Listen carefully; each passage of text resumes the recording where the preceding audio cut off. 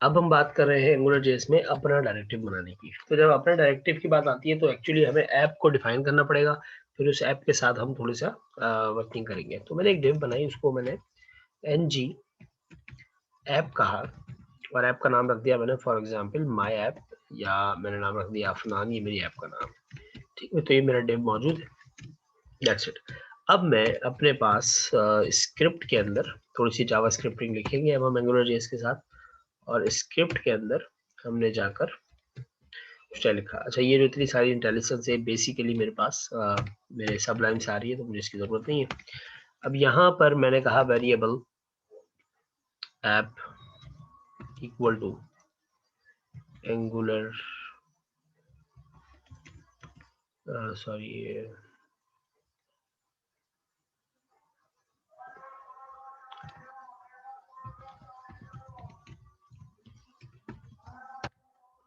App आप declare करते हैं, ऐप का नाम बताते हैं अफनान, और फिर उसके आर्ग्यूमेंट आप बताते हैं।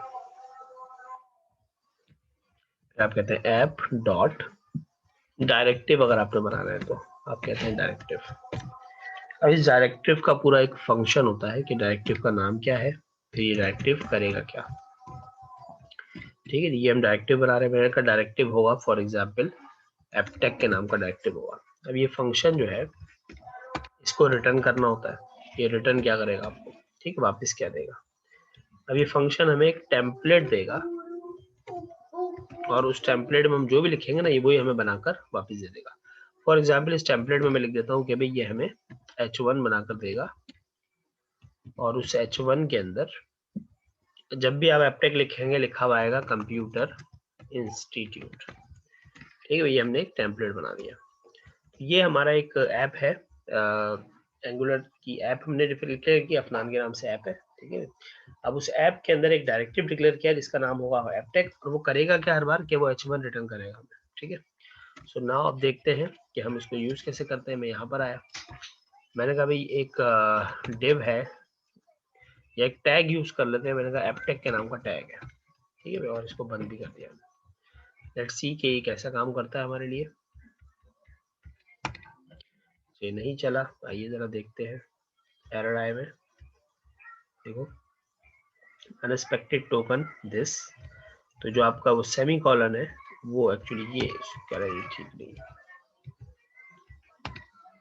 अच्छा, अब क्या हुआ, Angular.app is not a function. Okay, so let's see कि हमने कहाँ गलती की है। Angular.module होता है, सॉरी मॉड्यूल के अंदर ऐप का नाम आता है। हाँ यस, हमें मॉड्यूल डिफाइन करना होता है, ऐप नहीं होता मॉड्यूल।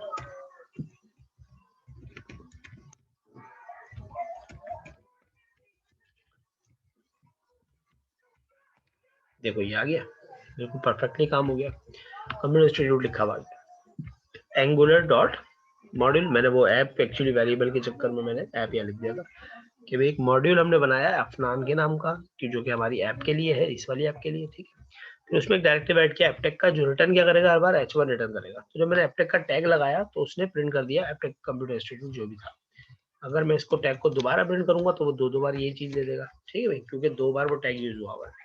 अब ये हमारा कस्टम अपना टैग है। इसी तरह ये एपटेक जो डायरेक्टिव है ये इस तरह भी हो सकता है कि div और ng आप बल्कि डायरेक्टिव की तरह यूज कर ले। आप यहाँ लिख दें एपटेक, div के अंदर आपने लिख दिया एपटेक। ठीक है, तो भी ये यही काम करेगा। ये देखो ये रिटर्न किया इसने। ठीक है, टैग के तौर पे यूज करें, एट्रीब्यूट के तौर पे यूज करें। अच्छा लेट्स सी क्या ये क्लास के तौर पे भी काम कर रहा है। क्लास के तौर पे यूज करते हैं एपटेक, और इस डायरेक्टिव को हम यूज कर लेते हैं। नहीं, क्लास के तौर पे इसने आउटपुट हमें नहीं दिया। अच्छा, इसको हम देख लेते हैं। ओके, क्लास के तौर पे इस्तेमाल नहीं हो रहा। ठीक है, टैग के तौर पे और एट्रीब्यूट के तौर पे इस्तेमाल हो रहा है। हम इसको इस बात पे रोक भी सकते हैं कि सिर्फ एट्रीब्यूट की तरह इस्तेमाल हो। तो इसमें एक चीज होती है रिस्ट्रिक्ट, और रिस्ट्रिक्ट में आप बताते हैं ए का मतलब है कि ये एट्रीब्यूट के तौर पर ही इस्तेमाल होगा। ठीक है, तो अभी देखो जहां जहां टैग थे वो गायब हो गए। ठीक है, बल्कि हमने मिटाई दिया था, हम एट्रीब्यूट बनाते हैं इसका div, और हमने कहा एपटेक। ठीक है भाई, तो ये एपटेक का एक div है एंड दैट्स हियर। ओके जी, ये यहाँ पे प्रिंट होगा। तो रिस्ट्रिक्शन भी आप दे सकते हैं। तो ये छोटा सा कोड है अपने डायरेक्टिव बनाने का। आपको अगर बार बार यूज करना हो कोई चीज, फॉर एग्जांपल देखो मैं यहाँ समझाने के लिए करता हूँ कि मुझे एक डिव बनाना है जो मुझे बार बार यूज करना है। मैंने स्टाइल के अंदर जाके CSS लिखी थोड़ी सी, और CSS पे जाके मैंने एक क्लास बनाई। मैंने कहा डॉट माई डिव की एक क्लास होगी, उसकी विड्थ होगी 200 पिक्सल्स, हाइट होगी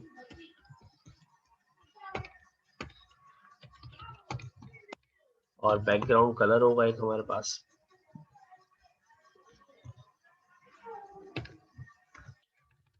ब्लैक, और जो है उसको हमने मार्जिन भी दे दिया थोड़ा सा कि भाई हर जगह से 10 पिक्सल का मार्जिन होगा। तो ये मेरा डिव एक बनाने वाला हूँ। तो मैंने एपटेक जहां जहां यूज करूँ वहां क्या किया मैंने, कभी वहां एक डिव प्रिंट हो जाए जिसकी क्लास हो माई डिव। ठीक है, अब ये थोड़ा सा गड़बड़ी ये हो गई कि ऑलरेडी हम बाहर सिंगल कोटेशन यूज कर रहे हैं, तो अंदर हम क्या यूज करेंगे, डबल कोटेशन, ताकि एरर्स ना। ठीक है भाई, और ये डिव हमने बंद कर दिया। तो अब जहां जहां भी एपटेक का एट्रीब्यूट इस्तेमाल होगा वहां वहां एक डिव बन जाएगा ब्लैक कलर का, राइट, ये आ गया। तो अगर ये मुझे 10 बार चाहिए तो मुझे बार बार डिव की कोडिंग नहीं करनी, बल्कि ये एक एग्जाम्पल के तौर पर मैंने आपको बताया। सो देखिए ये सारे डब्बे हमारे पास है। अब इस क्लास के साथ आप खेलते चले जाए, आप इस क्लास के साथ फ्लोट कर दें लेफ्ट की तरफ, तो ये जो है वो फ्लोट हो जाएंगे। ठीक है, तो इस तरह से आप बहुत डिफरेंट काम कर सकते हैं अपने कोड के अंदर। ठीक है, इट्स अप टू यू। ठीक है, ये आप किस तरह से करते हैं। मैं यहाँ पर एक काम करता हूँ, लेट्स सी ये किस तरह से हमें आउटपुट देता है। मैंने एक वेरिएबल बनाया r के नाम से, इक्वल टू न्यू रैंडम का ऑब्जेक्ट होता है जावास्क्रिप्ट में, मेरे ख्याल से देख लेते हैं रैंडम का ऑब्जेक्ट जावास्क्रिप्ट में। लेट्स सी कि ये चीज काम करती है नहीं, लेकिन ये random number in JS JavaScript में मैथ डॉट रैंडम। ठीक है, मैथ डॉट रैंडम होता है जावास्क्रिप्ट के अंदर, जिसको आप मैथ ऑब्जेक्ट डॉट रैंडम आर आ गया आपके पास। ठीक है, और इस आर को आप यहाँ पर कॉन्केडिनेट करते हैं इस डिव के अंदर आर। ठीक है जी, और जो डिव है हमारा उसका कलर थोड़ा सा हम लाइट करते हैं ताकि नजर भी आए, तो मैंने इसका कलर CCC किया। तो लेट्स सी कि हमारे पास जो आर है उसकी वैल्यूज डिफरेंट आती है, सेम आ रही है, बिल्कुल सेम आ रही है। इसका मतलब है बार बार रैंडम नहीं हो रहा, वो एक ही बार को रीड कर रहा है।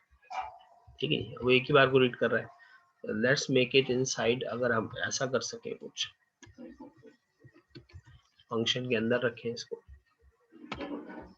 अभी भी सेम ही है। ठीक है, तो मतलब रैंडम हो नहीं रहा इतना ज्यादा, वो हम इसको कुछ ना कुछ और मजीद काम कर सकते होंगे, लूप चला सकते होंगे, चीजें बहुत सारी चीजें करने के लिए, लेकिन आइडिया पे इसके लिए आपको लेना होता है कि काम कैसे किया जाए। ठीक है जी, तो दैट्स इट, हम इसके ऊपर काफी सारी चीजें